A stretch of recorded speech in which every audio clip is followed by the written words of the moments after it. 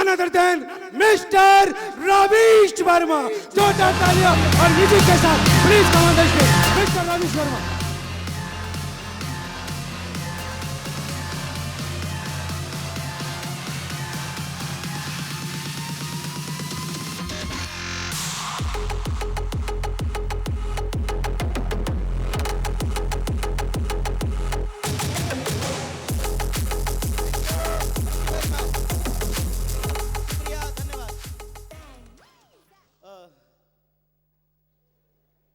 बैठ जाओ भाई, चमचमाना थोड़ा सा कम कर दो।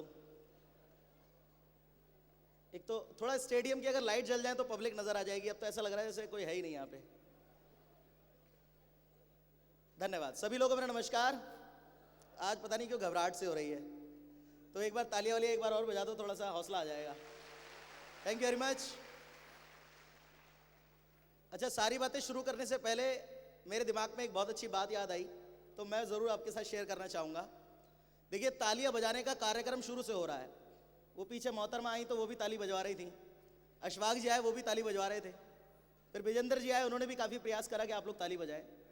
कई सारे लोग बड़े प्यारे लोग हैं जो तालियां बजा रहे हैं थड़ थड़ थड़ थड़ थड़, लेकिन कई सारे क्रूर व्यक्ति इतने बैठे हुए हैं कि ताली बजाना तो गोली मारो, हिल तक नहीं रहे हैं। अच्छा, ताली कोई बजाए ना बजाए कोई दिक्कत नहीं, लेकिन हो सकता है मेरे इस किस्से के बाद हर इंसान ताली बजाए, और फिर भी ना बजाए तो उसकी सेहत का वो खुद ही जिम्मेदार होगा। सुनिएगा क्या, एक बार मैं ऐसी सत्संग में गया, ऐसे ही भव्य सत्संग हो रहा था, एक गुरुजी यहाँ पर बैठे हुए। अब गुरुजी बार बार जब भी अपना कोई सत्संग में कोई बात छोड़ते तो हर इंसान से ताली बजवाते, कहते दे ताली, सब लोग ताली बजाते, फिर कहते दे ताली, फिर ताली बजाते। ऐसे करते करते करते करते उन्होंने ताली बजवा बजवा के लोगों का खून पी लिया। बहुत देर इंतजार करने के बाद उधर वाली लाइन से एक भक्त खड़ा हुआ और खड़ा होकर बोलता है, गुरुजी एक सवाल पूछना है मुझे। उन्होंने कहा पूछो। क्या, एक बात बताओ, आप बार बार ताली क्यों बजवाते हो? ताली बजाने से क्या होता है? गुरुजी की खोपड़ी खराब, कि भाई यार इसने तो सवाल कर लिया, इसका जवाब कैसे दूं? बड़ी देर सोच समझ के उन्होंने एक जवाब दिया सत्संगी कि बेटा ताली बजाने से पाप भाग जाते हैं। भक्तजन बड़े खुश हुए, हा हा हा, लाज बच गई। इतनी देर में हुआ क्या, दोबारा से कहता है एक बात और बताओ, ताली बजाने से पाप तो भाग जाते हैं, लेकिन भागकर कहां जाते हैं? अब पब्लिक का दिमाग खराब कि फिर सवाल कर लिया। गुरुजी फिर टेंशन में, तो गुरुजी थोड़ी देर बाद सोचने के बाद बोलते हैं कि बेटा ताली बजाने से पाप भाग जाते हैं, लेकिन भागकर वहां जाते हैं जो ताली नहीं बजाते हैं। तो एक बार ताली बजाओ, बजा के भैया अपने पाप भगा लो। Very good. कमाल की बात देखो, कई लोग अभी भी ताली नहीं बजा रहे, कह रहे हम तो यहीं पापी और आने दो, कोई दिक्कत नहीं है। अच्छा, मैं भी बजा लूं कि तुम्हारे पाप मुझ पे ना आ जाए। खैर, नमस्कार, सत श्री अकाल, सलाम वालेकुम, गुड मॉर्निंग। मेरा नाम रवीश वर्मा है। इस खूबसूरत बिजनेस को मिस्टर विजेंद्र जी ने शब्द पिरो कर आप तक समझाया, आपको बताया। मुझे नहीं पता आपको समझ में आया नहीं आया, लेकिन एक चीज़ क्लियर कर देता हूं मैं आपको कि मैं या विजेंद्र जी या अशफाक जी, पीछे का तो मुझे पता नहीं, लेकिन जितने भी लोग आपको आगे नजर आ रहे हैं इनमें से कोई भी व्यक्ति ऐसा नहीं है जिसे यहाँ पर बोलने का या समझाने का कोई पैसा है, कोई तनख्वाह मिलती हो। हम सभी लोग आप ही की तरह कभी ना कभी ऐसे ही पहली बार आए थे। जिसे बिजनेस अच्छा लगता है वो कर लेता है, जिसे अच्छा नहीं लगता वो घर चला जाता है। मैं अगर अपनी बात करूँ तो 5 साल पहले मैं आया था। 5 साल पहले मैं नौकरी किया करता था इलेक्शन डिपार्टमेंट में, पहचान पत्र बनाता था, 4500 रुपये महीना मुझे मिलता था। पढ़ा लिखा मैं ज़्यादा हूँ नहीं, बहुत 10वीं क्लास मैंने पढ़ते पढ़ते छोड़ दी थी, जिंदगी बड़ी अटपटी सी थी। 4500 रुपये महीना मुझे मिलता था तो दिमाग में ख्याल रहता था कि कैसे करके अपनी आमदनी बढ़ाऊं। 500-1000 रुपये ढूंढने के लिए, नौकरी ढूंढने के लिए निकलता था कि कहीं पर भी मुझे 500-1000 पर बढ़कर मिलने लग जाए तो मैं वहीं पर काम करना शुरू कर दूं। तब एक दिन मेरे को एक मेरा दोस्त मिला, वो दोस्त जो मुझे यहाँ लेकर आया था, जैसे आपको भी कोई ना कोई आपका मित्र या सगा संबंधी लेकर आया होगा, ऐसे मेरे को एक मेरा दोस्त लेकर आया। कहता है कि रवि भाई एक बहुत अच्छा काम है, चल के देख लो, पसंद आए तो कर लेना, नहीं पसंद आए तो मत करना, ये काम तुम्हारे जैसे लोगों के लिए बना है, तुम्हारी जिंदगी बदल देगा। मैंने कहा भाई ऐसा क्या काम है जो हमारे लिए ही बना है, चल चलते हैं। कब चलना है? कहता रविवार को चलना है, सुबह 10 बजे चलना है और लक्ष्मी नगर चलना है। पहले ये मीटिंग लक्ष्मी नगर में होती थी, बहुत छोटे से कमरे में। मैंने कहा ठीक है चल देंगे भाई। रविवार के दिन हम तैयार हुए और उसके साथ आकर बैठ गए, जैसे आप लोग आए हो। तो अब चुपचाप आकर बैठ गए। पहले इतने लोग नहीं आते थे, 5-10 आदमी मुश्किल से आते थे। अब साहब बैठे हुए चुपचाप, बहुत देर हो गई इंतजार करते करते। बहुत देर इंतजार के बाद जैसे विजेंद्र जी आपके सामने आए, मेरे सामने श्रीमान एक आके खड़े हो गए और वो बंदा आते ही शुरू हो गया। कहता आपका नाम क्या है? मैंने कहा जी हमारा नाम रवीश वर्मा है। कह रहा करते क्या हो? मैंने कहा जी नौकरी करते हैं। कह रहा कितना कमाते हो? मैंने कहा जी 4500 रुपए कमाते महीने का। कहता और कमाना है? अब कोई ऐसे पूछे तो क्या बोलना चाहिए? हाँ जी, हाँ यही बोलना चाहिए, यस कमाना है। भाई समझदार आदमी को तो यही बोलेगा। हमने यही बोला, हाँ जी कमाना है। आपके पास कोई काम हो तो बताओ। कहता हमारे पास बड़ा सॉलिड काम है। मैंने कहा क्या काम है? कह रहा बंदे लाने का काम है। मैंने कहा भैया क्या काम है बे? बंदे लाने? मैंने कहा खुल के बताओ कैसे लाने भाई? किडनैप करके लाने, बेहोश करके लाने, मार के लाने, पीट के लाने, कैसे लाने इतना बताओ। कह रहा सुनो तो भाई ऐसे नहीं लाने। मैंने कहा फिर? कह रहा जिंदा लाने। मैंने कहा जिंदा बंदे ले आएंगे, जिंदा बंदों की कमी नहीं है, कोई बात नहीं, लेकिन बंदा लाएंगे तो बंदा लाने से होगा क्या? कह रहा बंदा लाने से पैसा आएगा। मैंने कहा तो बड़ा मजेदार काम है यार। अबे बंदा लाने से पैसा आएगा, हम तो बंदे ट्रक भर भर के लेकर आएंगे, क्योंकि हिंदुस्तान में बंदों की कमी नहीं। यही देख लो कितने आ गए। बुरा मत मानेगा भैया, प्रैक्टिकल बात तो यही है, हिंदुस्तान में बंदों की कमी बिल्कुल भी नहीं। इतनी देर में खड़ा आदमी बोलता हुए ज्यादा एक्साइटेड मत हो। मैंने कहा क्यों? कह रहा ट्रक भर भर के नहीं लाने। मैंने कहा फिर? कह रहा बस 2 लाने। मैंने कहा ठीक है 2 ले आएंगे। जैसे आपको विजेंद्र जी ने बोला कि आपको जुड़ना है फिर 2 लेकर आने हैं, ऐसे ही मुझे भी बोला 2 लेकर आने हैं। मैंने कहा ठीक है 2 ले आएंगे। 2 लाने से क्या होगा? कह रहे जैसे ही 2 बंदे लाओगे तो मैं हिंदुस्तान की करेंसी का सबसे बड़ा नोट 1000 रुपए मिलेगा। मैंने कहा तो बड़ा मजेदार काम है यार। अबे खाली 2 बंदा लाऊंगा, ये तो 1000 का नोट दे देगा। इसका मतलब डेली 2 लाऊंगा, डेली 1000 का नोट दे देगा। ये तो 30,000 रुपए महीना हो गया। 4500 की नौकरी गई भाड़ में। अब तो जय करेंगे भैया। मालिक का फोन आएगा काम पे क्यों नहीं आ रहा, उससे कहेंगे सुसरे तू भी इधर ही आ जा, तू भी जय कर ले आके। 2 सुबह लियो, उससे कहेंगे 2 सुबह लियो 2 शाम को लियो। 8 घंटे हमारे दिमाग चाटता है, अपना चटवाता है, तू भी जय कर ले आके। इतनी देर में अखड़ा आदमी बोलता है ओ भाई ज्यादा एक्साइटेड मत हो। मैंने कहा क्यों? कह रहा डेली नहीं लाने होते। मैंने कहा ले अभी नौकरी छुड़वा देता तू हमारी। कह रहा नहीं आगे तो सुनो। मैंने कहा सुनाओ। कह रहा ये 2 तुम जो लाए हो ना, अब ये दोनों बंदे लाएंगे और तुम्हें पैसा आएगा। मैंने कहा कैसे आएगा बताओ भाई जरा। कहता है ये वाला बंदा इधर बंदा लाएगा। मैंने कहा अच्छा। कहता है फिर ये वाला बंदा इधर बंदा लाएगा। मैंने कहा अरे वाह। कह रहा फिर ये जोड़ा बनेगा। मैंने कहा अच्छा। कह रहा फिर 300 रुपए मिलेगा। अरे वाह। फिर कहता है फिर जोड़ा बनेगा फिर 300 मिलेगा, फिर जोड़ा बनेगा फिर 300 मिलेगा, फिर जोड़ा बनेगा फिर 300 मिलेगा। आपको भी कुछ ऐसे ही बताया जा रहा था। फिर कहते हैं 10 जोड़े के बाद 500 रुपए जोड़ा मिलेगा। फिर कहता है 25,000 रुपए हफ्ता मिलेगा। फिर कहता है 1 लाख रुपए महीना मिलेगा। फिर कहता है 3 लाख रुपए महीना मिलेगा। बोले जा रहा और मैं चुपचाप बैठे से सुने जा रहा, जैसे आप लोग सुन रहे थे। मेरे मन में एक ही बात चल रही थी जो यहां बैठे हुए कई लोग के मन में ऑलरेडी चल रही होगी। तू फेंकता जा और हम लपेटते जाएंगे। होले। चलता है नहीं चलता ऐसा? कई लोग कह रहे हैं हाँ चलता है। कोई बात नहीं, पहली बार ऐसा ही होता है, बड़ा अटपटा सा लग रहा होता है, ये बिजनेस बड़ा तामझाम सा लग रहा होता है कि भाई क्या समझाने में लग गए। अच्छा ये सारी कहानी समझाने के बाद एंड में बोलता है ये सब कमाने के लिए 4000 रुपए लगाने हैं। मैंने कहा बेटा असली कहानी तेरी अब समझ में आई है। ये जो सारा तामझाम समझा रहा है ना तू, ये इसलिए समझा रहा है कि हम सब तेरी जेब में 4-4 हजार रुपए डालें और तू लेके हो जाए। हमें ना करना ये काम। और मैं भाई साहब खड़ा होकर जाने के लिए बेकरार था। आप तो बैठे हुए हैं क्योंकि इसके बाद बहुत सारा एंटरटेनमेंट प्रोग्राम है, लेकिन उस वक्त ऐसा नहीं था, तो मैं जाने के लिए बहुत बिल्कुल तैयार। इतनी देर में जैसे मैं आपके सामने आया, अब ध्यान से सुनिएगा, मैं आपको यह बताने जा रहा हूं कि मैं क्यों आया हूं। जैसे मैं आपके सामने आया, ऐसे ही मेरे सामने एक श्रीमान और लाके खड़े कर दिए। दिमाग बड़ा खराब हुआ कि एक कम था जो दूसरा भी आ गया। वो बंदा भी आते ही शुरू हो गया। कहता है कि देखो रवीश वर्मा, तुमने जो अभी तक समझा, समझ आया या नहीं आया साइड में रख दो। मैं तुम्हारी जिंदगी के 20 मिनट और लेना चाहता हूं, दे सकते हो? मैंने जवाब दिया भाई साहब 1 घंटा उसने दिमाग चाट ही लिया है, 20 मिनट आप भी चाट लोगे तो क्या बिगड़ जाओगे। ऐसे मन में आने लग गया। इतनी देर में कहता नहीं 20 मिनट आपको मुझे देना, बहुत सीरियसली देना, यकीन मानिए आपकी पूरी जिंदगी बदल जाएगी। मैंने कहा देख लेते भाई, इतनी उम्र हो गई अभी तक तो बदली नहीं, तू क्या बदलेगा, चल देख लेते तेरे 20 मिनट क्या है। यकीन मानिए उस इंसान ने धीरे धीरे अपने समय को बढ़ाना शुरू करा, अपनी बातों को बढ़ाना शुरू करा। हंसते खेलते चुटकुले किस्से कहानियां सुनाते सुनाते उसने 20 मिनट यूं गुजार दिए। और उन 20 मिनट का नतीजा यह निकला कि जो आदमी 5 साल पहले 5 आदमियों के आगे खड़ा होकर बोलने की औकात नहीं रखता था, आज उस रवीश वर्मा को हर रविवार को 5000 आदमी सुनने के लिए आता है। यह मेरी कामयाबी है। देखिए पैसा तो आप कहीं से भी कुछ भी करके कमा सकते हैं, किसी को ठोक के, किसी को खड़ा कर, कुछ भी करके कमा सकते हैं, लेकिन ये मान और सम्मान कमाना हंसी खेल नहीं है। आज मैंने कमाया है। इन 5 सालों में ये मुकाम मैंने हासिल करा है कि आज इतना आदमी मुझे बैठकर सुन रहा है। और अभी आपको ये महसूस होगा और आपको भी रियलाइज होगा कि यस, रवि शर्मा में कितनी ताकत है। और सिर्फ सारा खेल उस 20 मिनट के अंदर ही हुआ है। मेरे जीवन में बहुत बड़ा परिवर्तन आया। नो डाउट कई सारे लोग ऐसे होंगे जो उस 20 मिनट को सीरियसली मेरे साथ बिताना चाहते होंगे, लेकिन कई सारे लोग ऐसे होंगे जिन्हें इंतजार होगा कि फटाफट से ये आदमी जाए और डांस, नाच, गाना, मौज मस्ती और अशफाक जी की शेर व शायरी शानदार तरीके से शुरू हो जाए। तो नो डाउट जो बैठना चाहते हैं बैठेंगे, जो जाना चाहते हैं वो चले जाएंगे। 20 मिनट के लिए कोई भी व्यक्ति बाहर फ्रेश होकर आना चाहता होगा तो हो जाइएगा, लेकिन जो अपनी लाइफ को लेकर बहुत सीरियस है और सच में जीवन बदलना चाहता है वो 20 मिनट मेरे साथ जरूर बिताइएगा। मैं 1 मिनट एक छोटी सी कहानी सुनाना चाहता हूं। उस कहानी को सुनने के बाद जिसका मन करे वो बैठिएगा, जिसका मन ना करेगा वो बाहर सैर सपाटा करके 20 मिनट बाद आ जाइएगा।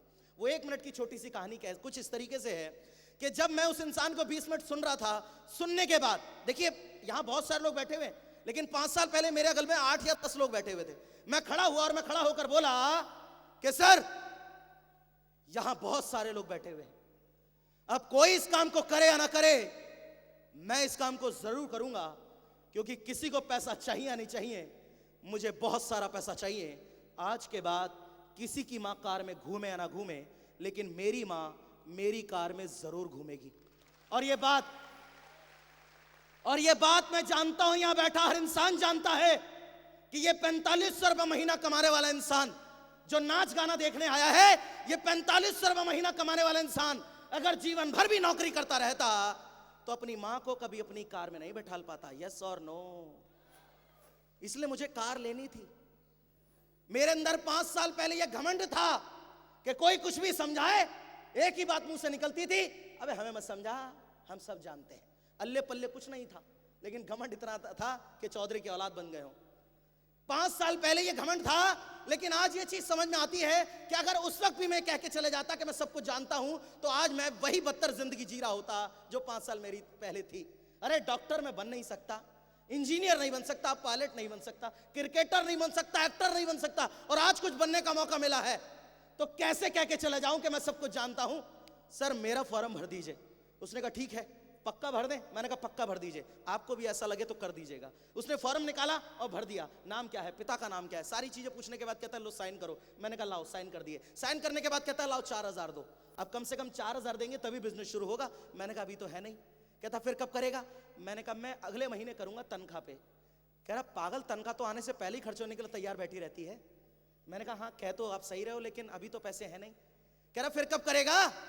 मैंने कहा सर एक काम करता हूं, 15-20 दिन में कहीं से भी 4000 रुपए का इंतजाम करके लाऊंगा और इसको कर लूंगा। कहता पक्का? मैंने कहा पक्का। उनने कहा कितने साल हो गए तुझे नौकरी करते हुए? मैंने कहा 6 साल। इस सवाल के बाद उस आदमी ने कैसा जवाब दिया, जिस जवाब ने मेरी पूरी आत्मा को झंझोड़ के रख दिया और मुझे समझ में आ गया कि मैं क्या हूं। उसने कहा तू 1 महीने में 4000 रुपए ले आएगा? मैंने कहा हाँ जी ले आऊंगा। उसने कहा तुझे 6 साल होगा नौकरी करते हुए? मैंने कहा यस सर। उसने कहा बेटा सीधा हाथ जेब से निकाल और सीधे कान पर एक खिंचा की चाटा मार। 6 साल से नौकरी कर रहा है तू, तेरी जेब में आज भी 4000 नहीं है और कह रहा है कि 1 महीने में 4000 रुपए लेकर आऊंगा। फील करके देखिए इस बात को। मेरे भाइयों, हिंदुस्तान के अंदर 98% लोगों के घरों के इतने बुरे हालात हैं कि घर में लाखों करोड़ों को मारो गोली, अगर 10,000 रुपए की जरूरत आन पड़ जाती है ना तो घर घर जाके हाथ फैलाने पड़ जाते हैं। यस और नो? ऐसे परिवार से बिलोंग करता था मैं, तो दिमाग क्यों ना खराब होता। इसलिए मैंने कहा भाई साहब अब 1 महीने में नहीं। उनने कहा रवि शर्मा जिसको करना है ना वो जमीन आसमान एक कर देता, और जिसको नहीं करना उसे सब कुछ भी दे दो तो कुछ नहीं करता। अगर तुझे कामयाब होना है ना तो आज अपनी मां के लिए अगर तू 4000 का इंतजाम करके ला सकता है तो ले आ। अरे तू अपनी मां के लिए अगर एक दिन में 4000 का इंतजाम नहीं कर पाया तो जिंदगी में तू क्या करेगा? बस यही बात खोपड़ी में सेट हो गई और कहीं ना कहीं से 4000 का इंतजाम करने निकला और जैसे तैसे करके 4000 का इंतजाम किया और इस बिजनेस को शुरू करा। नतीजा यह निकला कि जो आदमी 6 साल नौकरी करने पर 4000 रुपए नहीं जोड़ पाया था, ये वही रवि शर्मा जो आज आपके सामने खड़ा है। इन 5 सालों में इस हफ्ते की आमदनी मिलाकर टोटल कमाई बताऊं तो 1,75,00,000 रुपए यहां से मेरी टोटल कमाई हो चुकी है। यह है मेरी कामयाबी। फील करके देखिए आप मेरे भाइयों, मैं वही रवि शर्मा हूं जिसे 5 साल पहले यह नहीं पता था कि 1 करोड़ में कितनी जीरो आती है। आज वो मैंने कमाया है। कहीं ना कहीं अगर आप भी अपने जीवन को लेकर इतने ही सीरियस हैं, कहीं ना कहीं आपको भी एहसास है कि हम भी इसकी तरह कुछ करना चाहते हैं, अगर आपके मन से भी आवाज निकलती है कि हम भी एक दिन रवि शर्मा की तरह स्टेज पर बोलेंगे और हम भी बताएंगे कि हम इतने कामयाब हैं, तो मैं अपनी बातों की शुरुआत वहीं से करने जा रहा हूं कि जो अभी तक समझा, समझ आया या नहीं आया, साइड में रख दीजिए। जितना घूमना था घूम लिए, जितना वॉशरूम जाना था हो आए, जितने मोबाइल बजने थे बज लिए, जितनी बातें करनी थी कर ली। मुझे अपनी जिंदगी के सिर्फ 20 मिनट दे दीजिए, सिर्फ 20 मिनट। मैं आपसे वोट मांगने नहीं आया हूं, आपको योगा कराने नहीं आया हूं, आपको कोई सत्संग सुनाने नहीं आया हूं। 20 मिनट आपकी जिंदगी से आधारित कुछ ऐसी बातें करूंगा कि खोपड़ी में ये बात आ जाएगी कि यस, हमें ऐसा कुछ करना चाहिए। इसलिए मैं फिर से कह रहा हूं, क्या आप मुझे अपने 20 मिनट दे सकते हैं? मैं सबसे पूछ रहा हूं, क्या दे सकते हैं? ऊपर वालों से भी दे सकते हैं सर 20 मिनट?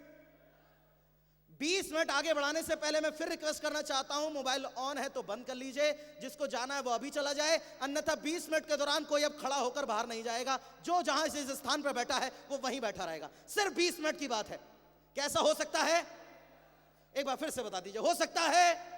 तो जोरदार तालियों के आगाज से शुरू करते हैं अपने 20 मिनट को। वेलकम, बहुत बढ़िया, थैंक यू वेरी मच। देखिए कमाल की बात, अभी भी कई लोग ताली बजा रहे हैं, अभी भी कई लोग हैं जो ताली नहीं बजा रहे हैं। देखो, जिन्होंने अभी तक तालियां ना बजाई हो ना, एक बार उनके लिए और तालियां बजा दो, फिर शुरू करते हैं। वेलकम सर, प्लीज, बहुत बढ़िया, थैंक यू वेरी मच। देखिए दोस्त, जिस बिजनेस को आपने समझा है, जैसा कि मैंने बताया, मैं पढ़ा लिखा तो नहीं हूं, या कई लोगों से उम्र में छोटा और कई लोगों से उम्र में बड़ा, और कई लोगों से पढ़ाई लिखाई में बहुत कम होऊंगा, लेकिन जिस बिजनेस के बारे में बताने आया हूं, थोड़ा सा इसको समझ लीजिए पहले। आज जिस काम को आपने समझा है, इस काम के बारे में लोगों का यह कहना है कि मेंबर बनाने का धंधा है। कई लोग कहते हैं चैन सिस्टम है, कई लोग कहते हैं फुद्दू बनाने का काम है, कई लोग कहते हैं बेवकूफ बनाने का धंधा है, कई लोग तो ये भी कहते हैं कि ऐसी हमने बहुत सारी कंपनियां देखी हैं, ये कंपनियां आती हैं, पैसा बटोरती हैं और लेकर भाग जाती है। यस, ये बात बिल्कुल सही है कि ऐसी बहुत सारी कंपनियां हिंदुस्तान में आई और आती रहेंगी, जो लोगों को लालच में फंसाएंगी और पैसा लेकर चंपत हो जाएंगी। लेकिन इसका मतलब ये नहीं कि सारी कंपनियां एक जैसी हैं। अरे कहावत आप पर हम बोलते हैं कि एक मछली पूरे तालाब को गंदा कर देती है, इसका मतलब ये नहीं कि तालाब की सारी मछलियां गंदी हैं। ये कहावत आप और हम कहते हैं कि 5 उंगलियां कभी बराबर नहीं होती। जब ये सारी बातें आप और हम कहते हैं, तो ये बात भी हमें माननी पड़ेगी कि सारी कंपनियां एक जैसी नहीं होती। क्या लेकर भागेगी आपका? अरे 5,000 रुपए दिया, बदले में आपको सामान मिल गया, क्या गया? 40,000 रुपए दिए, बदले में प्लॉट मिल गया, क्या गया? अरे आप कपड़े की दुकान पे गए, आपने कपड़ा खरीदा, बदले में पैसा दे दिया, कपड़े की दुकान खुली रहे, बंद रहे, आपका कुछ जाएगा? सोच के देखिए, यही चीज यहां पर हो रही है। और सर कुछ इकट्ठा नहीं होता इस कंपनी पे जो लेकर भागेगी। सोमवार तक जितना भी पैसा इस कंपनी पे इकट्ठा होता है, ध्यान से सुनिएगा, सोमवार रात 12 बजे तक जितना भी पैसा इस कंपनी पे इकट्ठा होता है, हर बृहस्पतिवार को ये हम सब में ही बांट देती है और कहते हैं आपके लेकर भाग जाएगी। कुछ इकट्ठा ही नहीं हो रहा तो लेकर क्या भागेगी? एक आदमी आया मेरी मीटिंग के अंदर, खड़ा होकर जाने लग गया। मैंने कहा एक्सक्यूज मी, कहां जा रहे? कह रहे, बेवकूफ बनाने का धंधा है। अरे एक को बेवकूफ बनाएंगे यार, 2 को बनाएंगे, 10 को बनाएंगे, 2 लाख लोगों को बेवकूफ बना के नहीं रखा जा सकता। और 1 दिन बनाएंगे, 2 दिन बनाएंगे, 3 दिन बनाएंगे, 5 सालों तक लोग बेवकूफ बन के नहीं रह सकते। अरे मेरी कंपनी का तो शुरू से एक नारा है, जिंदा दिली को और भी जिंदा बनाएंगे, अपनी कलम से खून का रिश्ता निभाएंगे। ताजमहल और कुतुब मीनार है किस काम के? सबसे पहले हम आदमी का घर बनाएंगे। और मैंने करके दिखाया है, हमने ये सब करके दिखाया है। ऐसा कुछ भी नहीं जो आप कहने के बाद होगा। और लोग कहते हैं बेवकूफ बनाने का धंधा है। सोचने समझने की कोशिश करिए। एक आदमी आता है, कहता है मेंबर बनाने का काम है, चैन सिस्टम है। सर ऐसा कहने में गलती आपकी और हमारी नहीं, इस हिंदुस्तान की है। हिंदुस्तान में जो भी काम शुरू में आता है उसे लाती मारी जाती है। कंप्यूटर हिंदुस्तान में आया 1984 की बात है। पढ़े लिखे के बैंक के मैनेजर आए, 14 दिन की हड़ताल करके बैठ गए।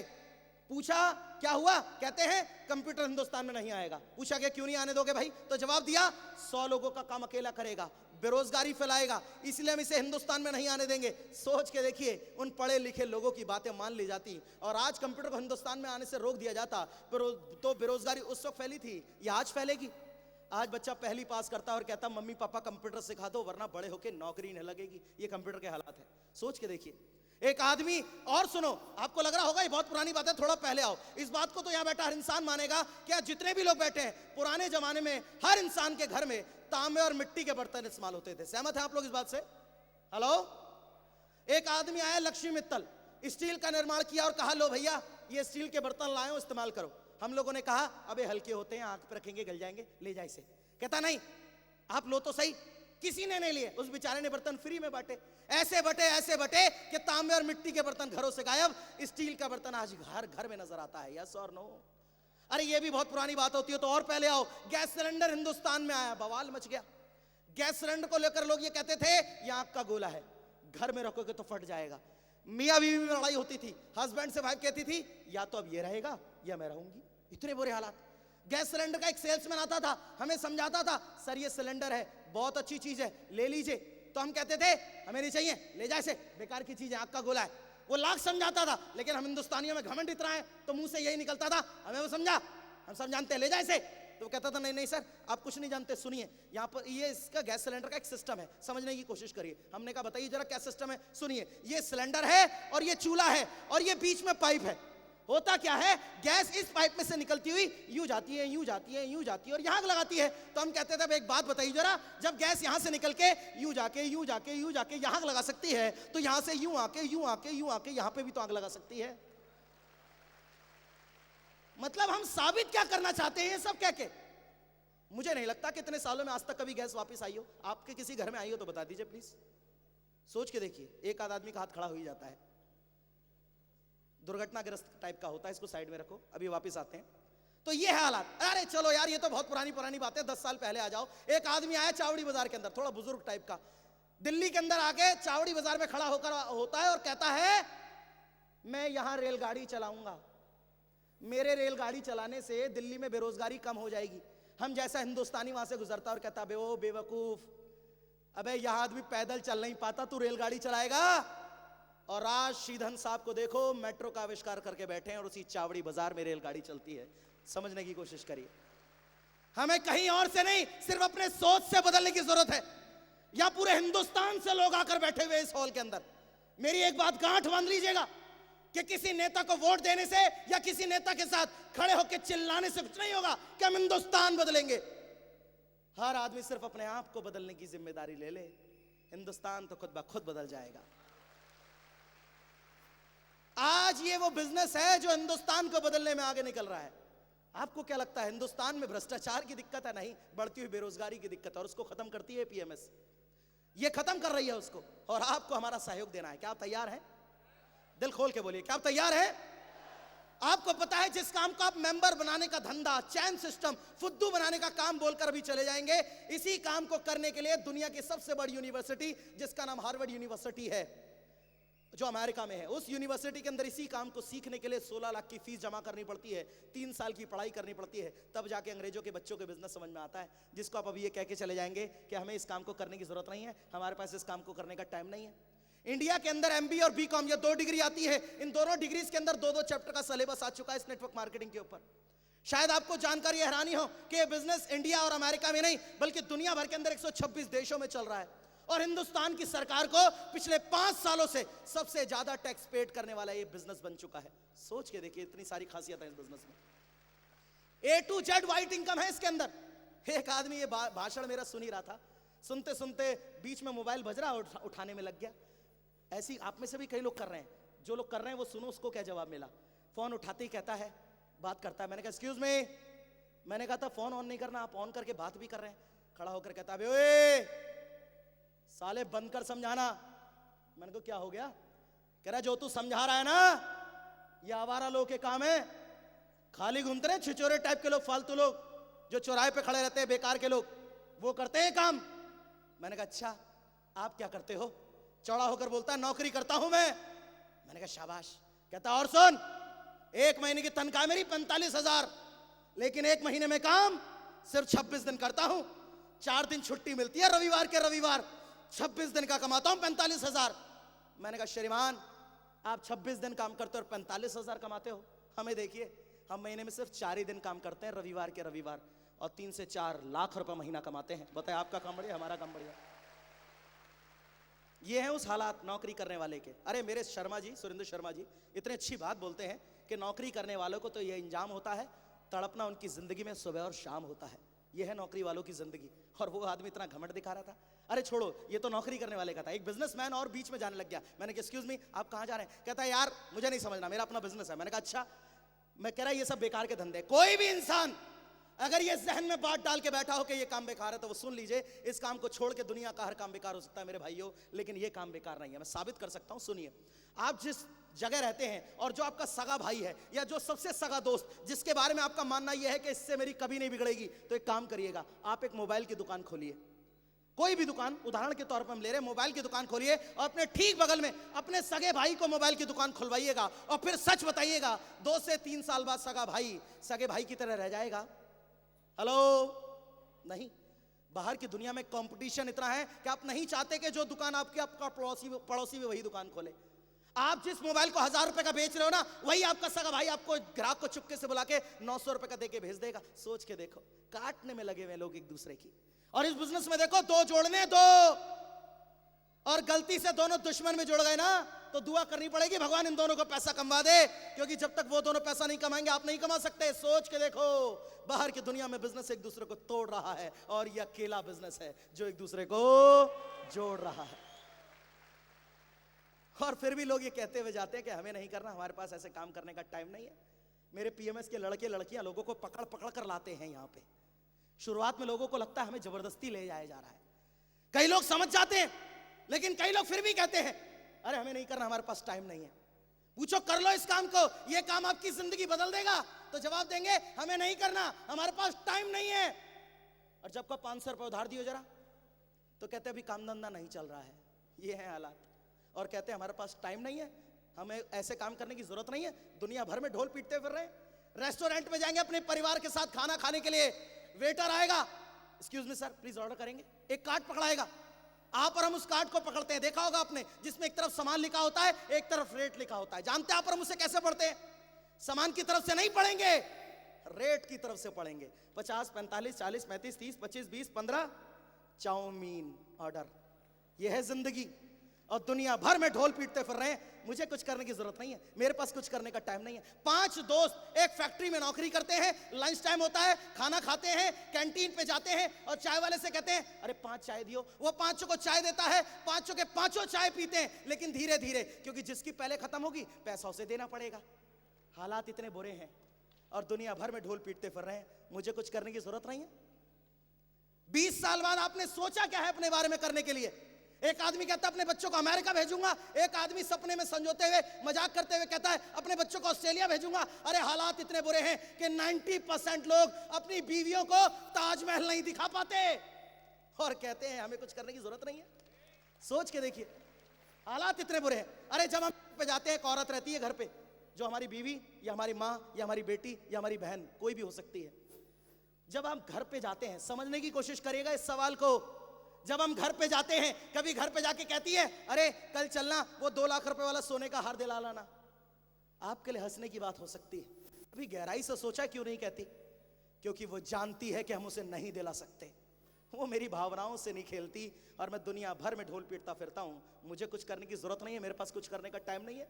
अरे वो औरत तो फिर भी बहुत बढ़िया है, बच्चे घूम रहे हैं बहुत सारे यहीं पे। इस बच्चों के बारे में सोच के देखिए, जब आप घर पे जाते हैं, ये बच्चा आपसे बोलता है कि पापा कल चलना, मुझे वो 10,000 रुपए वाली गेयर वाली साइकिल दिला के लाना। कभी सोचा क्यों नहीं कहता? वो भी जानता है कि मेरा बाप मुझे 10,000 की साइकिल नहीं दिला सकता। वो मेरी भावनाओं से नहीं खेलता और मैं दुनिया भर में ढोल पीटता फिरता हूं, मुझे कुछ करने की जरूरत नहीं है। बच्चे से पूछो बेटा बड़ा होकर क्या बनेगा? बच्चा बोलेगा पापा शाहरुख खान बनूंगा, अमिताभ बच्चन बनूंगा, सचिन तेंदुलकर बनूंगा। बाप सुनता और कहता है शाबाश। अरे कभी सोचा है क्यों नहीं बोलता अपने पापा की तरह बनूंगा? अरे हमारे खुद का बेटा किसी और के बाप को अपना सिद्धांत बनाता है, उसे अपने बाप को अपना सिद्धांत बनाते हुए शर्म आती है। जानते हैं क्यों? क्योंकि उसके बाप ने आज तक ऐसा कुछ करके नहीं दिखाया कि उसका खुद का बेटा गर्व से बोले कि मैं अपने पापा की तरह बनूंगा। और जिस दिन ये बात मैंने आपकी जगह बैठकर सुनी थी ना, बस उसी दिन ये बात क्लिक कर गई थी दिमाग में। कहता है बेटा रवि शर्मा कुछ अब करके दिखाना, और ऐसा करके दिखाया कि मेरे बेटे को तो साइड में रख दो। अगर रास्ता चलता आदमी भी इस रवि शर्मा को सुन लेता है ना, तो उसका सपना बन जाता है कि बनना है तो इस रवि शर्मा की तरह बनना है, वरना कुछ नहीं बनना है। मुकाम हासिल करा है सर इस कंपनी की वजह से। आज ये प्लेटफॉर्म है जो आपके जीवन को भी बदल सकता है। जरूरत है सिर्फ एक निर्णय लेने की। 4,000 रुपए का एक तीर आपको एक बार अपने जिस्म में चुभोना है, लेकिन उसके बाद जिंदगी आपकी कितनी खुशियों में चली जाएगी इसका अंदाजा भी आप नहीं लगा सकते। सिर्फ एक बार आपको इस बिजनेस में आना है और इस बिजनेस को पूरे देखने के बाद आपके पास दो ही रास्ते हैं, या तो आप इस काम को करेंगे या फिर नहीं करेंगे। नहीं करेंगे तो क्या होगा? मुबारक हो,